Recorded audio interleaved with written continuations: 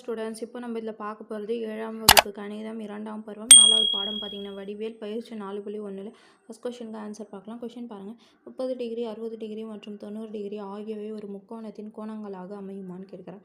அப்போ இது 3 கோணங்களை நம்ம கூட்டிடணும். அப்போ 180 டிகிரி கரெக்டாக வந்துச்சின்னா அது முக்கோணத்தை அமைக்கும், அப்படி வரலைன்னா அது அமைக்காது. அப்போ கொடுக்கப்பட்டுள்ள கோணங்கள் இது எழுதுங்க. அப்போது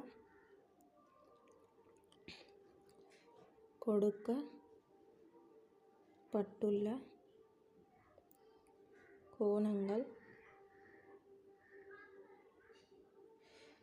கோணங்கள் பார்த்திங்கன்னா 30 டிகிரி 60 டிகிரி மற்றும் 90 டிகிரி. அப்போ கூட்டிடணும் மூணுமே. அப்போ கோணங்களின்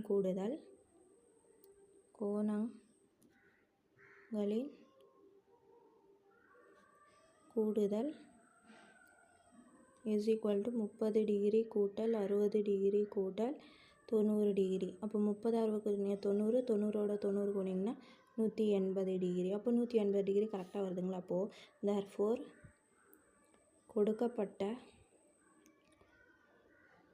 கொடுக்கப்பட்ட கோணங்களை கொண்டு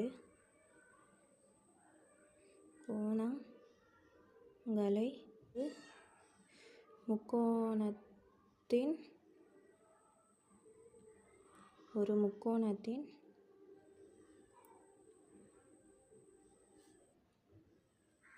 கோணங்களாக அமையும்.